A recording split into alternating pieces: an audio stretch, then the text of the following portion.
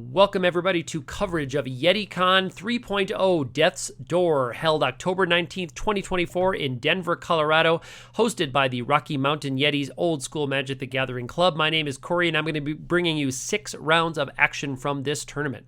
First, let's talk about the Mountain rule set here in the first video of the series. The Mountain rule set has normal North American rules for Old School Magic, but a few things are unique about this one. One of them is that it is a 2 strip mine format. Also, City in a Bottle is restricted to 1 per deck. Falling Star Errata hits a maximum of 2. Mountain Yeti is a 3/4 instead of a 3/3. And then we have a few event erratas for this one. Verduran Enchantress, there is errata to protection from red and protection from white. Part of that reason is because Kev Brockschmidt, the artist of the Enchantress, was there on the day. Also, any card that has death in it has special errata. Let's talk about Death Lace first. Changes the color of one card being played or already in play to any color instead of just black. Death Ward is got its normal ruling, errata, regenerate target creature, or if you play it anytime you can play sorcery, you may instead return a creature from your graveyard to play with 2 death counters on it. The death counters are -0, -1. You remove 1 death counter during your upkeep. Whenever that creature has no death counters on it, exile it, and then if the creature would leave the battlefield, exile instead. Death Grip is similar for BB, counter target green or white spell, and for BB and Sacrifice, put 1 death counter on target creature, and then the same rules apply. It removes the death counters on the next upkeep, and that creature gets exiled. Finally, Tuknir Deathlock, or Death Clock, as he was changed to for the event cards. When he enters the battlefield, gains all colors from among colors of mana spent to cast it. Whenever it gains a color, put a death counter on it.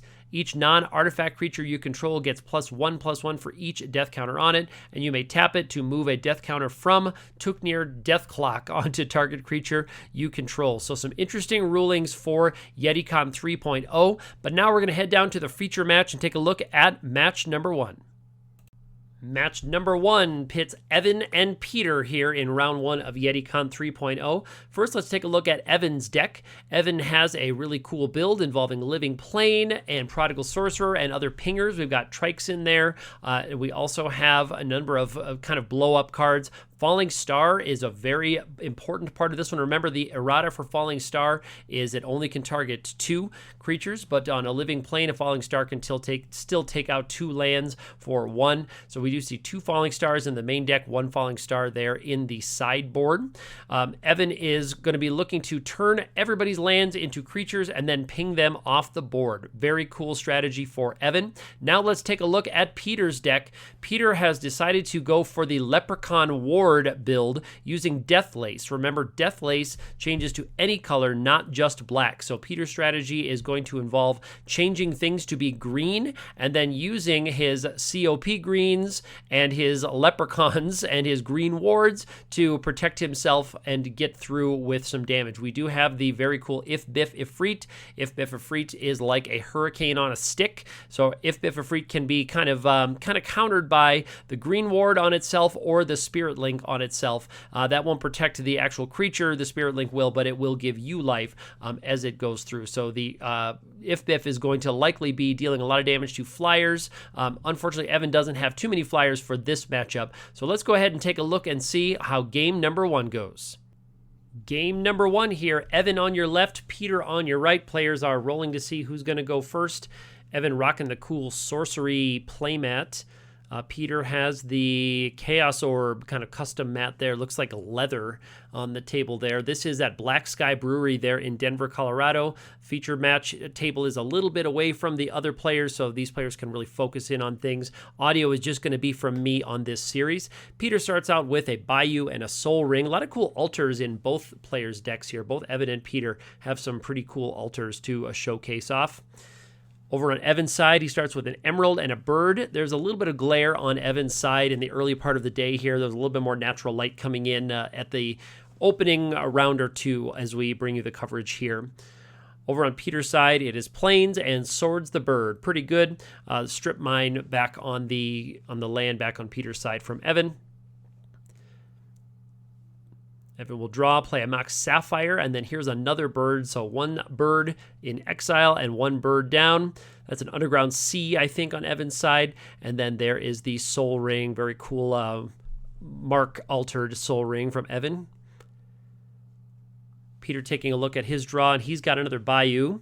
Plenty of mana on both sides for these players, and plenty of colors. There's a Mind Twist for 2 right there. Looks like that was the whole hand.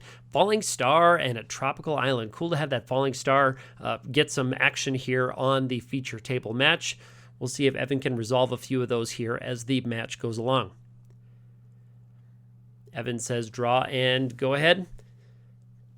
Peter takes a look. He's tapping 4 mana, and here comes Mr. Ernie. 4/5. That Birds of Paradise going to get Forest Walk, but I don't think that's what Evan wants with that one.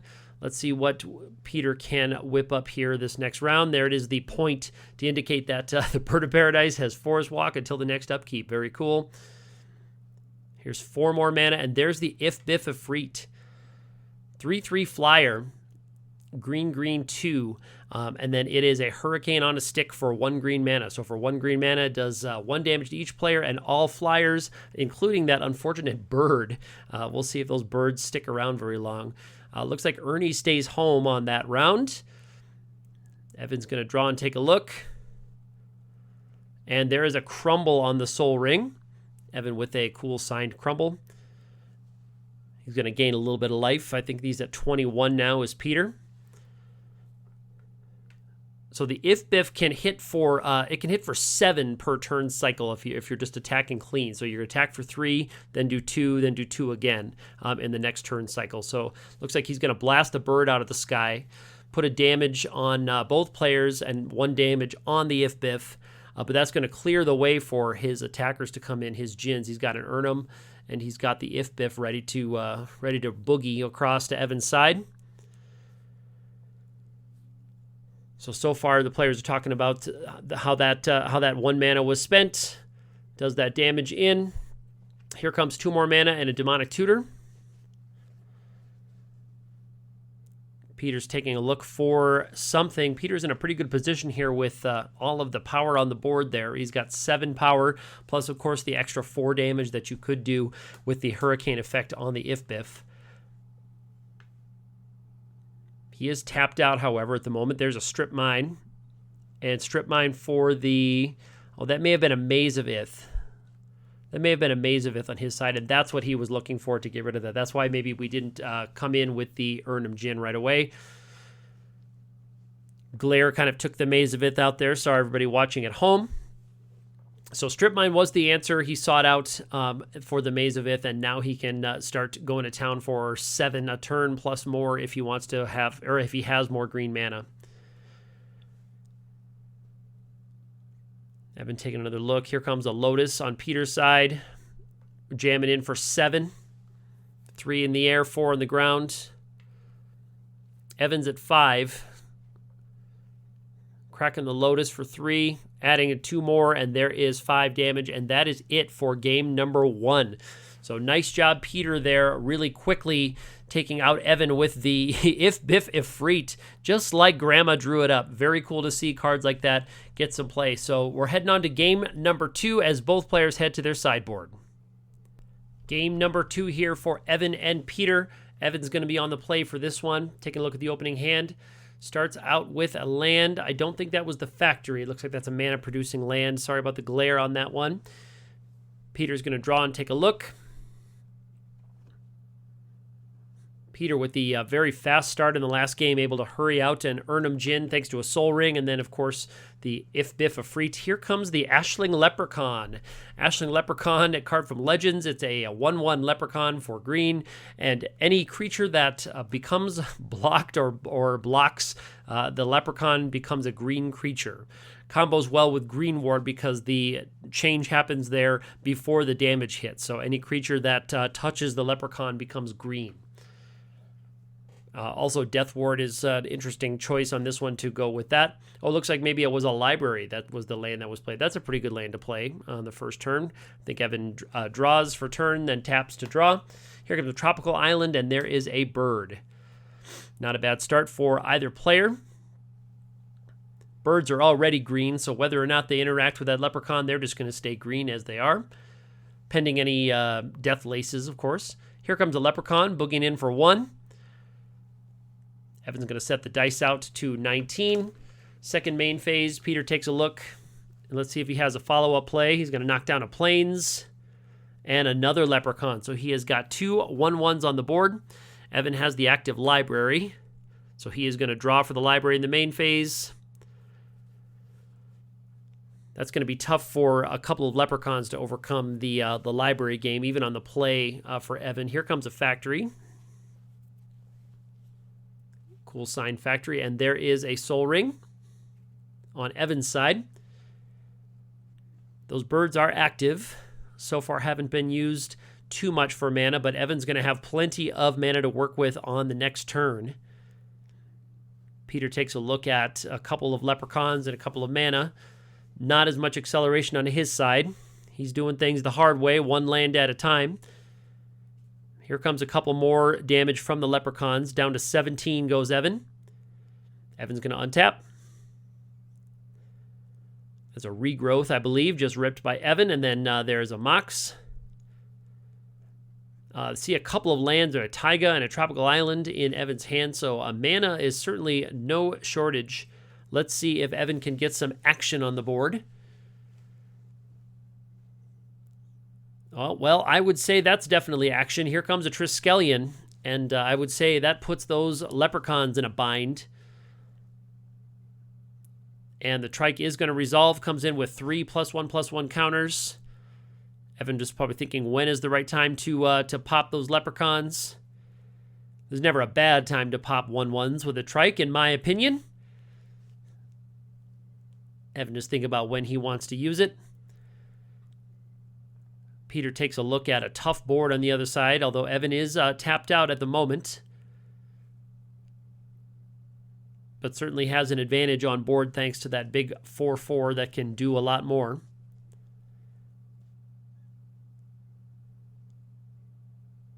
Peter might be wondering if he can play a lace or something to help out with that, or a ward onto one of the leprechauns, but you could certainly respond to any shenanigans at instant speed by pinging one of the leprechauns off the board.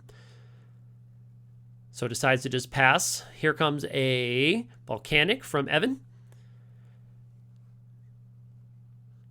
We've already drawn from the library.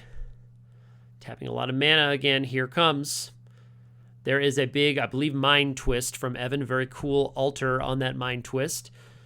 Looks like Peter has a response. He's going to cast Swords, targeting, I presume, the Triskelion. And in response, we're going to take out the Leprechaun. Still a Swords on the stack. Deciding whether to ping itself, which it looks like he does. So he has the Triskelion in the graveyard rather than an exile. So in response to the Swords to Plowshares, a lot of mana going in the graveyard for Peter, by the way. But in response to Swords to Plowshares, you put the Triskelion in the graveyard instead of an exile, because we saw earlier he did draw the regrowth. He drew the regrowth earlier, so I think that might be in his long-term plan, is to regrow that Triskelion to take care of any more 1/1s. Meanwhile, on Peter's side, we do have an Urnum Djinn. And now Evan taking a look at what he wants to do about this. When's the right time to do the regrowth? There it is. We've drawn with the library already this turn. And we use 2 mana on our regrowth. Here comes another factory. And here comes the Triskelion again. So it comes in as that 4/4. Different dice this time for the Triskelion. Going for a black one instead of one of the red casino dice. All right, in comes Urnum. It's a 4/5 against a 4/4. Looks like Evan's just going to take the 4. And he's going to go down to 13. After a couple of Leprechaun beats. And then big Ernie coming in. Now, of course, Triskelion's going to get Forest Walk. That could become relevant. Any Urnum game, you could have those things become relevant. Here comes a bunch of damage coming in. We've got 2 factories and a 4/4 Triskelion into the tapped Urnum Djinn. So that's 8 damage by my count. And then here's an Ancestral Recall on Evan's side. And the card advantage engine just continues to grind. We've got a Mind Twist that emptied out Peter's hand. It looks like he's just hellbent here. Meanwhile, Evan is looking at maybe having to discard. Oh, the Lotus will help him hurry out whatever he needs to hurry out to avoid discarding. There is the Timmy. So no living plane yet, so we can't ping any lands off the board, but Prodigal Sorcerer, still an important part of the clock in Evan's strategy, whether or not you have the living planes on the board. And certainly with 1/1 Leprechauns in Peter's deck, doesn't match up great. Strip Mine comes in. It looks like it takes care of I think it's a, that may be a Savannah. I think that's a Savannah, the green-white dual land. Here comes Urnham swinging in again. It takes Evan down to 9, and it looks like that's a pass. Now, remember, he's got 4 damage kind of on the board at instant speed between the 3 arms of the Triskelion and the Prodigal Sorcerer. So Evan's got 4 damage to swing or ping in there, I guess I should say, anywhere he wants at instant speed without even attacking, but it looks like we are lining up an attack here. Sol Ring's going to light up a couple of factories. Peter's side looks like he has 1 card in hand, but Evan is just going to go ahead and swing in with the team there, leaving Timmy back just to ping on the end step or maybe take out another 1/1 potential chump blocker. Peter is going to take it. Looks like it's 8 more coming in. And he goes down to, it looks like 4 here. Looks like Peter's at 4, and I believe we've got 4 damage just there on the board, and there it is. Yep, so 3 from the Triskelion, 1 from the Timmy, and that is it for game number 2. So we're heading to a decisive game number 3 here in round 1 at YETICON 3.0. We have reached the decisive game 3 here in the first round.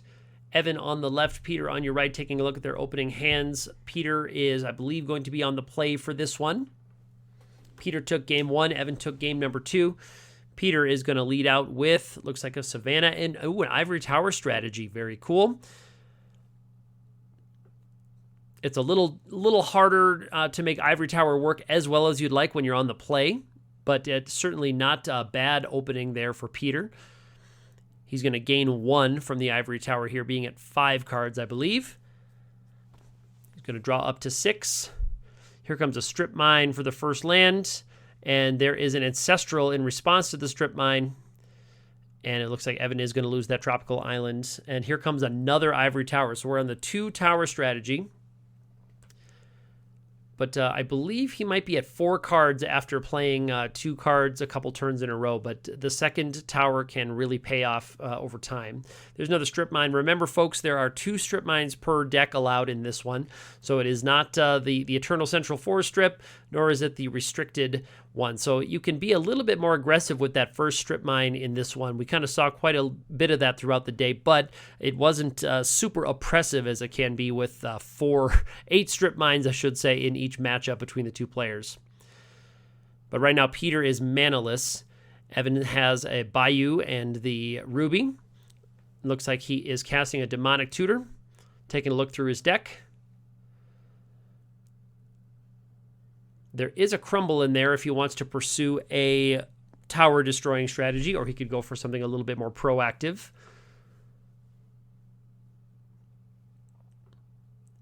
And it looks like Peter is on a life gain. I think he gained some life there, drew, and said go. Probably trying to draw up to 7. Here comes a Library of Alexandria on Evan's side. Could have been the Demonic Tutor target. And he says pass. Peter gains looks like another 4 life.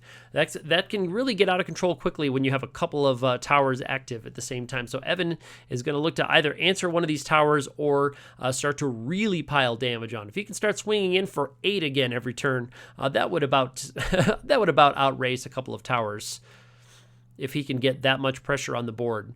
But for the short term, I believe Peter is going to be gaining quite a bit of life now. He's either not drawing lands or he's just declining to play lands until Evan presents a threat. He may be trying to fill up that hand to 7 so that he can maximize all of the Ivory Towers. We can't quite see Peter's hand as well as we can kind of get a peek at Evan's hand at the moment. Here comes a Lotus and a pass. So he must have needed to play something out to go back down to 7. Another factory from Evan's side. So pressure, pressure, pressure. He's going to light up a factory, attack, and pump, so that's just going to be 3 damage because we have the Summoning Sick Factory pumping the one that is attacking. Still not quite enough to outrace the towers, but it can kind of slow the bleeding a little bit. Those dice are going to continue to pop out on the table for Peter. Again, until Evan can either answer one of the towers or can put enough pressure on the board to outrace them. Peter taking a look in his main phase. And he's going to go to discard. That is a Leprechaun. Discarding a Leprechaun, probably not worth sacking a Lotus. And I'm not sure if he had a land to play that out there, but that would reduce the effectiveness of the towers if he's playing a land creature out at the same time. So kind of a tough spot here. Here comes 4 damage. Now we have 2 factory. 5 damage, I believe. We played one more and has pumped it up. And a Time Walk. That's a good way to prevent the Ivory Towers from doing their thing. Just never let the other player get an upkeep. Why didn't I think of that? So Evan now has 3 non-summoning sick factories. Last turn he just had 2 plus the sick one. So if he wants to tap 3, he can swing in with 3 factories for 6. There's a Chaos Orb. Interesting to see if Evan decides to use the orb aggressively on an Ivory Tower to make his 6 damage a turn a little bit more effective against that race, or if he wants to save it for a potential blocker. He's going to swing in for 6 in any case. And he doesn't have any mana currently on the board, so the orb strategy might not be online this turn anyway.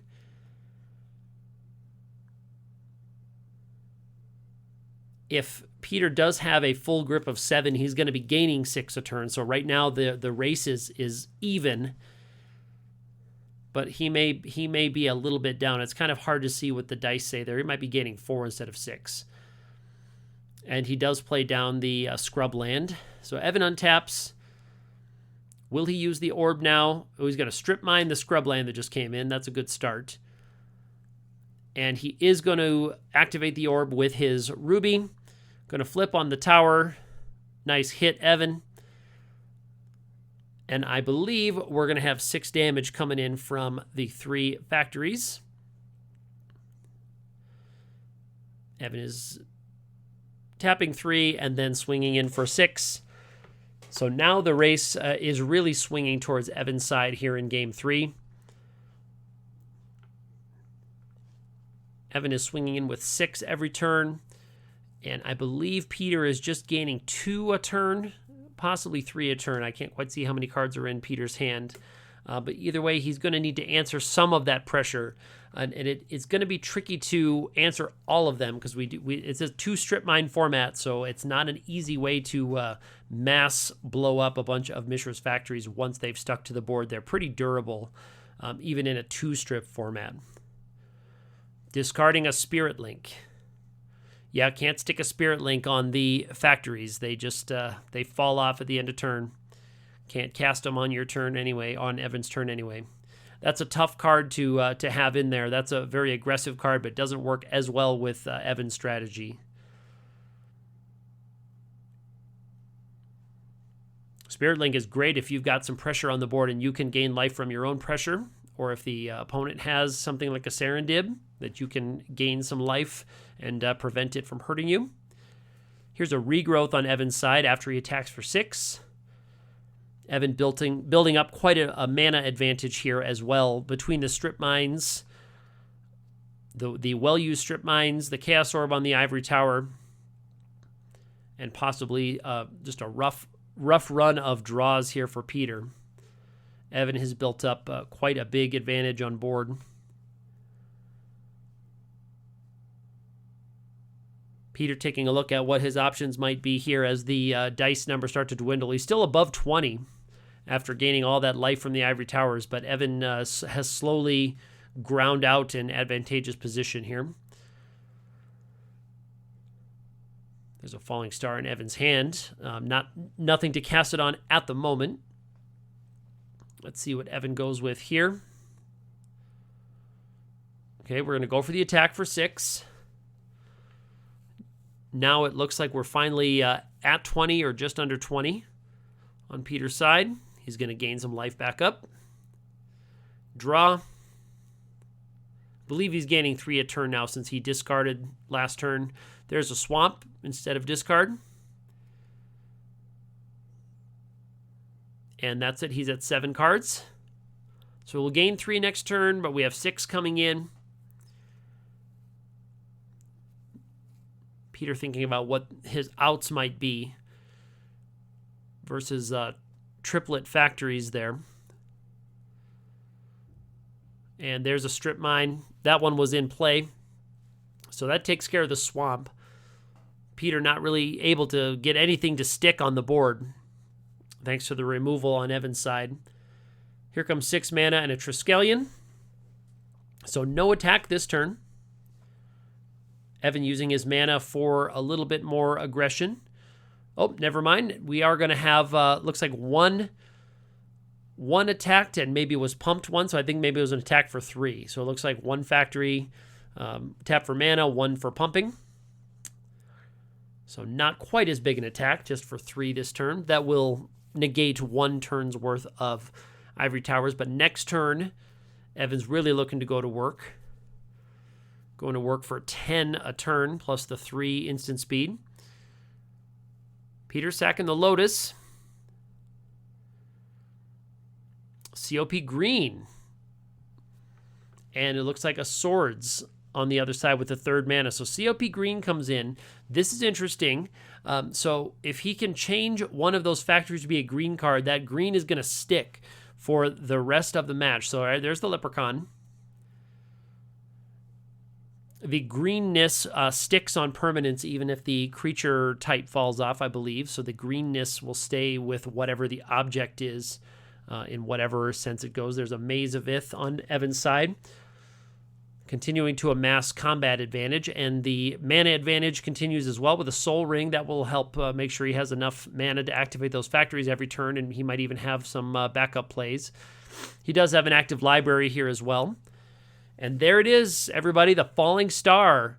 Falling Star just being flipped on 1 target, the Leprechaun. Another nice hit, Evan. That deals 3 damage to the Leprechaun, and it does tap it if the Leprechaun survives. But more importantly, it gets rid of the blocker for the factories. So the Leprechaun was going to turn one of the factories green, I suppose, on the chump block. And then that greenness would have stayed, so that would kind of neutralize that threat for the cost of 1 mana. Not that Peter's had a ton of mana to spare this particular game. There's a Pendelhaven, I believe, and a big Fireball. Evan counting up mana to see if he has enough to Fireball out.